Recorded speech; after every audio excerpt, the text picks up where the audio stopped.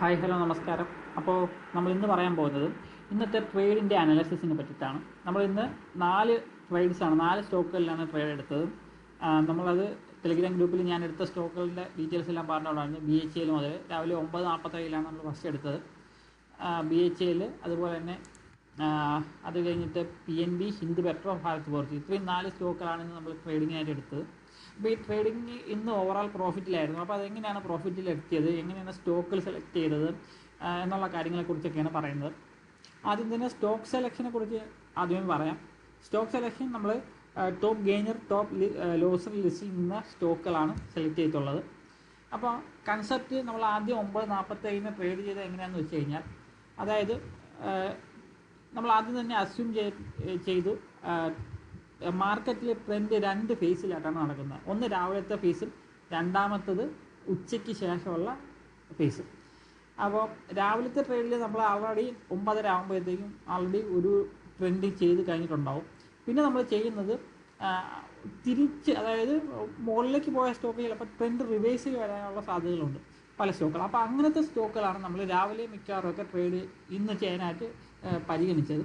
അതിൽ ഏറ്റവും കൂടുതൽ നല്ലൊരു റിവേഴ്സിൽ സാധ്യത കാണിച്ച സ്റ്റോക്ക് ആയിരുന്നതാണ് BHL എന്ന് പറയുന്നത്. അപ്പോൾ BHL ചാർട്ട് എടുക്കാം, കണ്ടാലറിയാം. ഇത് ആദ്യം രാവിലെ ഇവിടെ ഓപ്പൺ ചെയ്തതാണ്, ഇവിടെ വരെ മുകളിൽ പോയിട്ട് അവിടെ നിന്ന് റിവേഴ്സ് ചെയ്താണ് ഇപ്പോൾ താഴെ 1.63% വന്നിട്ടുള്ളത്. അപ്പോൾ ഇതിന് മെയിനായിട്ട് ഒരു കാരണം ഈ നിഫ്റ്റിയുടെ 0.83% നിഫ്റ്റി ഡൗൺ ആണ്, സെൻസസ് 0.68% ഡൗൺ ആണ്. അപ്പോൾ അതും ഒരു കാരണമായിട്ടുണ്ട്. അപ്പോൾ നമ്മളെങ്ങനെയാണ് ഈ ഒരു സ്റ്റോക്ക് എടുത്തതെന്ന് വെച്ച് കഴിഞ്ഞാൽ, ആദ്യം നമ്മൾ കൺഫർമേഷൻ എടുത്തത് NSEയുടെയും BSEയുടെയും BHLൻ്റെ മാർക്കറ്റ് ഡെപ്ത് അനാലിസിസ് ചെയ്യുമ്പോഴത്തേക്കും നമുക്ക് മനസ്സിലാവുന്നത് 2 സ്റ്റോക്കുകളിലും സെല്ലേഴ്സ് ബയേഴ്സിനേക്കാളും ഒരുപാട് കൂടുതലാണ്. അപ്പോൾ അതൊരു സൈനായിട്ട് നമുക്ക് പരിഗണിക്കാവുന്നതാണ്. അപ്പോൾ ഒന്നാമത്തെ കാര്യം, ഈ 2 വലിയ ക്യാൻഡിൽ മുകളിലേക്ക് പോകുമ്പോഴേക്കുള്ളത് 9, ഇത് 5 മിനിറ്റിൻ്റെ ക്യാൻഡിലാണ് എടുത്തിട്ടുള്ളത്. ഇത് 9:05, 9:10, 9:15, 9:20, 9:25, അതായത് 9:25 ഫോമായ ക്യാൻഡിൽസാണ് ഈ ഒരു ടോപ്പിൽ നിൽക്കുന്നത്. അതായത് 9:30 കുറേ കൂടെ താഴേക്ക് വന്നിട്ടുണ്ട്. ചുരുക്കി പറഞ്ഞാൽ 9:30 മുമ്പാണ് ഈ ഒരു വലിയൊരു മൂവ്മെൻറ്റ് വന്നിട്ടുള്ളത്. 9:30 മുമ്പ് മൂവ്മെൻറ്റ് വരികയും എന്നാൽ അത് കണ്ടിന്യൂ ചെയ്ത് പോകാതിരിക്കുകയും ചെയ്യുന്ന മിക്കവാറും ദിവസങ്ങളിലെ സ്റ്റോക്കുകളും തിരിച്ച് റിവേഴ്സിൽ വരാറാണ് പതിവ്. ഒന്നുകിൽ റിവേഴ്സിൽ വരും, അതല്ലാന്നുണ്ടെങ്കിൽ അത് കുറേക്കില്ലെങ്കിൽ തിരിച്ചിറങ്ങി വരാനുള്ള സാധ്യത ഉണ്ട്. അപ്പോൾ ആ ഒരു കാര്യം വെച്ചിട്ട് നമുക്ക് രണ്ടാമത് ഒരു കൺഫർമേഷൻ എടുത്തു. ഈ രണ്ടാമത് കൺഫർമേഷൻ നമുക്ക് ഈ ഒരു ക്യാൻഡിൽ നമ്മൾ ട്രേഡ് ചെയ്തിട്ടുണ്ടായിരുന്നില്ല. ഈ 2 ക്യാൻഡിൽസിൽ നമുക്ക് കുറച്ചുകൂടെ കഴിഞ്ഞിട്ട് ഈ ഒരു മുകളിൽ, അതായത് മുകളിലേക്ക് പോയി താഴേക്ക് വന്നു, എന്നിട്ട് പിന്നെ മുകളിലേക്ക് പോയി.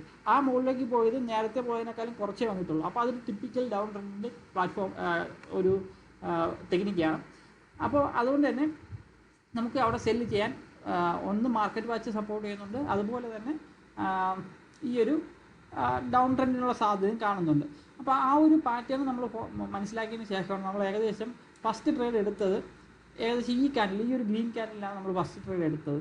പക്ഷേ ആ ക്യാൻഡിൽ നമുക്ക് സ്റ്റോപ്പ് ലോസ് തൊട്ടടുത്ത് തന്നെ ആയതുകൊണ്ട് തന്നെ പെട്ടെന്ന് സ്റ്റോപ്പ് ലോസ് ഹിറ്റായി പോയിട്ടുണ്ടായിരുന്നു. എന്നിട്ടും നമ്മൾ ഈ ഒരു റെഡ് ക്യാൻഡിൽ രണ്ടാമത് ഫോം ചെയ്തപ്പോൾ വീണ്ടും നമ്മൾ ഒരു സെൽ ഓർഡർ കൂടെ കൊടുത്തു. അതും സ്റ്റോപ്പ് ലോസ് വളരെ അടുത്ത് തന്നെയാണ് ഇരുന്നത്. പക്ഷേ അത് അടുത്ത തവണ ഹിറ്റായിട്ടില്ല.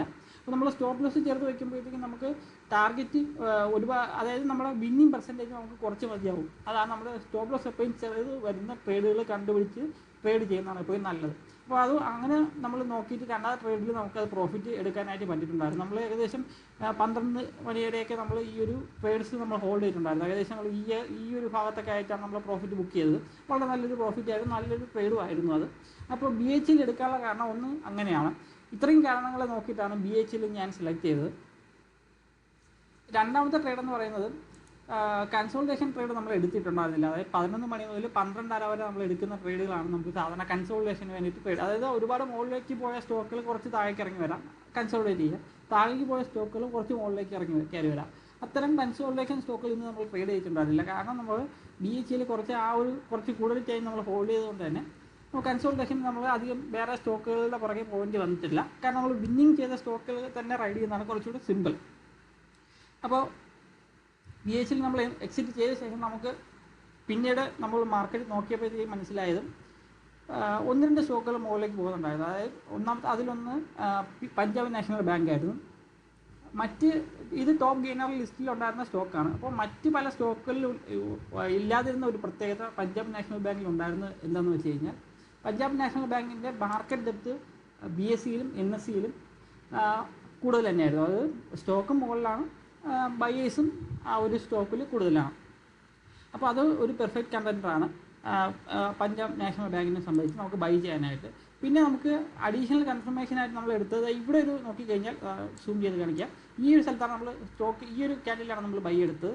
ഈ ഒരു ക്യാൻഡിലിൽ ഇത് നോക്കിക്കഴിഞ്ഞാൽ, അതായത് ഇപ്പോൾ 12:15 ഏകദേശം ടൈം വന്നിട്ടുള്ളത്, സോറി 12:15 12:40 ഇപ്പോൾ ടൈം വന്നിട്ടുള്ളത്.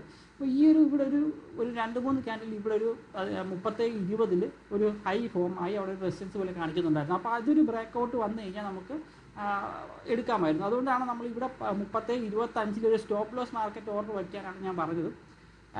അപ്പം സ്റ്റോപ്പ് ലോസ് മാർക്കറ്റ് ഓർഡർ വയ്ക്കുമ്പോഴത്തേക്ക് എന്താണെന്ന് വെച്ച് കഴിഞ്ഞാൽ, ഈ ബ്രേക്കൗട്ട് വരികയാണെന്നുണ്ടെങ്കിൽ നമുക്ക് ആ ഒരു ട്രേഡ് നമുക്ക് മുകളിലേക്ക് പോകാൻ സാധ്യത ഉണ്ടെന്ന് മനസ്സിലാക്കിയിട്ടുണ്ടായിരുന്നു. എന്നിട്ട് നമ്മൾ ബുക്ക് ചെയ്ത് ഏകദേശം 37.65 ഈ ഒരു ലെവൽ, ഈ ഒരു ട്രെൻഡ് എൻഡ് ചെയ്ത് തിരിച്ച് വരാൻ തുടങ്ങിയതിന് തൊട്ട് മുമ്പായിട്ടാണ് നമ്മൾ ഒരു 10-20 മിനിറ്റ് നമുക്ക് കിട്ടിയിട്ടുണ്ടായിരുന്നു.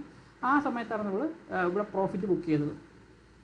അപ്പോൾ പ്രോഫിറ്റ് ബുക്ക് ചെയ്യാൻ പ്രധാന കാരണം എന്താണെന്ന് വെച്ച് കഴിഞ്ഞാൽ, ഒന്നാമത്തെ കാര്യം നിഫ്റ്റി ഒരുപാട് ഡൗൺ ആവാൻ ചാൻസ് ഉണ്ടെന്നുള്ളൊരു സൂചന കിട്ടിയിട്ടുണ്ടായിരുന്നു. അതുകൊണ്ട് തന്നെ ആണ് നമ്മൾ ഇവിടെ പ്രോഫിറ്റ് ബുക്ക് ചെയ്ത് ഈ ബൈ പൊസിഷൻ നമ്മൾ എക്സിറ്റ് ചെയ്തത്. അതിനുശേഷം കുറച്ച് താഴേക്ക് വന്നിട്ട് അവസാനം മുകളിൽ തന്നെ പോയിട്ടുണ്ട്. പക്ഷേ എന്നാലും നമ്മൾ ആ ഒരു ഹൈ ലെവലിൽ തന്നെ അവിടെ പ്രോഫിറ്റ് നമുക്ക് ബുക്ക് ചെയ്യാൻ നമുക്ക് പറ്റിയിട്ടുണ്ട്. അതിനുശേഷം നമ്മൾ നോക്കിയത് ഡൗൺ ആയിട്ടുള്ള സ്റ്റോക്കുകൾ ഏതെങ്കിലും ഉണ്ടോ എന്നുള്ള കാര്യമാണ് നമ്മൾ നോക്കിയത്. അപ്പോൾ ഡൗൺ നിൽക്കുന്നതിൽ ടോപ്പ് ലൂസറിൽ നിൽക്കുന്ന 2 സ്റ്റോക്കുകൾ ഈ ഒരു പറഞ്ഞ പോലെ മാർക്കറ്റ് ഡെപ്തിൻ്റെ ബേസിസിൽ BSEയിലും NSEയിലും സെല്ലേഴ്സ് കൂടുതലുള്ള സ്റ്റോക്കുകൾ ഉണ്ടായിരുന്നു. നല്ലൊരു പാറ്റേണും ഫോം ആവുന്ന 2 സ്റ്റോക്കുകളുണ്ടായിരുന്നു. അതിലൊന്ന് ഭാരത് ഫോർജും 2 ഹിന്ദ് പെട്രോയാണ്.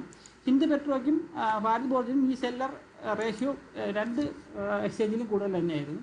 അപ്പം നമ്മൾ ആദ്യം സെലക്ട് ചെയ്തത് ഹിന്ദ് പെട്രോ ആണ്. ഹിന്ദ് പെട്രോ നമ്മൾ സെലക്ട് ചെയ്യാൻ പ്രധാന കാരണം, ഒന്നാമത് ഇവിടെ ചെറിയൊരു ബ്രേക്കൗട്ട് പോലെ വന്നിട്ടുണ്ടായിരുന്നു. നമുക്ക് ഈ ഒരു ക്യാൻഡിൽ നമുക്ക് ചെറിയൊരു ബ്രേക്കൗട്ട് പോലെ വന്നിട്ടുണ്ടായിരുന്നു, ഈ ഒരു 3 ക്യാൻഡിൽ വെച്ച് നോക്കുമ്പോഴത്തേക്കും. പക്ഷേ അതിനുശേഷം അത് നമുക്ക് 268 നമ്മൾ സ്റ്റോപ്പ് ലോസ് പറഞ്ഞത്, അത് ഹിറ്റായിട്ടില്ലെങ്കിൽ പോലും അതിനുശേഷം പക്ഷേ ഒരു ന്യൂട്രൽ പോലെ കാണിച്ചു. കാരണം ഇവിടെ ഒരു ബ്രേക്കൗട്ട്, അവിടെ ഒരു റെസിസ്റ്റൻസ് വന്നിട്ട് പിന്നെ താഴേക്ക് ഇവിടെ വരെയെങ്കിലും വരേണ്ടതായിരുന്നു, അല്ലെങ്കിൽ ഇവിടെ വരെയെങ്കിലും വരേണ്ടതായിരുന്നു. പക്ഷേ അവിടെയൊന്നും വരാതെയാണ് മുകളിലോട്ട് പോയത്. അപ്പോൾ അതിനർത്ഥം താഴേക്ക് ഇതിന് പോകാനുള്ള സാധ്യത കുറവാണെന്നുള്ളത്. മാത്രമല്ല ഇതിന് കാര്യമായൊരു റീട്രേസ്മെൻറ്റും വന്നിട്ടില്ല.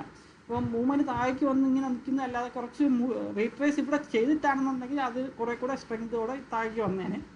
അപ്പോൾ അതുകൊണ്ട് തന്നെ ഹിന്ദ് പെട്രോ ഒരുപാട് മൂവ് ചെയ്യില്ല എന്ന് നമുക്ക് തോന്നിയതുകൊണ്ടാണ് നമ്മൾ ഹിന്ദ് പെട്രോ എക്സിറ്റ് ചെയ്യാനായിട്ട് ഞാൻ പറഞ്ഞിട്ടുണ്ടായിരുന്നത്. എന്നിട്ട് നമ്മൾ ഭാരത് ഫോർജ് എടുത്തത്. ഭാരത് ഫോർജിൽ കുറച്ചുകൂടെ ഓപ്പർച്യൂണിറ്റി ഉണ്ടായിരുന്നു. അതെങ്ങനെയാണെന്ന് നോക്കിക്കഴിഞ്ഞാൽ, ചാർട്ട് നോക്കിക്കഴിഞ്ഞാൽ ഇതാണ് ഭാരത് ഫോർജിൻ്റെ ചാർട്ട്. നമ്മൾ ഇവിടെയാണ് ഏകദേശം സെല്ല് ചെയ്തത്, ഈ ഒരു ടോപ്പിൽ. എന്നിട്ട് നമുക്ക് അത് കവർ ചെയ്യാനും പറ്റിയിട്ടുണ്ട്, പ്രോഫിറ്റ് എടുക്കാനും പറ്റിയിട്ടുണ്ട്. സ്റ്റോപ്പ് ലോസ് നമുക്ക് കുറച്ച് മുകളിലായി തൊട്ടടുത്തായിട്ട് കിട്ടും, പ്രോഫിറ്റ് നമുക്ക് ഒരുപാട് കൂടുതലാണ്. അപ്പോൾ എന്തുകൊണ്ടും ഹിന്ദ് പെട്രോ ഹോൾഡ് ചെയ്യുന്നതിനേക്കാളും നമുക്ക് പ്രോഫിറ്റ് കിട്ടിയത് ഭാരത് ഫോർജിലാണ്. അപ്പോൾ അതുകൊണ്ടാണ് നമ്മൾ ഹിന്ദ് പെട്രോ ക്ലോസ് ചെയ്തിട്ട്, റിസ്ക് കൂടി ഹിന്ദ് പെട്രോ ക്ലോസ് ചെയ്തിട്ട് പ്രോഫിറ്റ് കൂടാൻ ചാൻസുള്ള, റിസ്ക് കുറവുള്ള ഭാരത് ഫോർജിലേക്ക് നമ്മൾ ഷിഫ്റ്റ് ചെയ്തത്. അപ്പോൾ ഈ ഒരു സൈഡിൽ നമ്മൾ സെല്ല് ചെയ്തതിന് പ്രധാന കാരണം, ഒന്നാമത്തെ കാര്യം ഇത് വോളിയം വെയ്റ്റഡ് ആവറേജ് പ്രൈസിൻ്റെ അവിടെ വരെ ഏകദേശം റീട്രേസ് ചെയ്തിട്ടുണ്ട്. അപ്പോൾ അത് ഒരു പെർഫെക്റ്റ് കണ്ടീഷനാണ്. അതിനുശേഷം താഴേക്ക് വരാനുള്ള സിഗ്നലാണ് നമ്മൾ വെയിറ്റ് ചെയ്തുകൊണ്ടിരുന്നത്.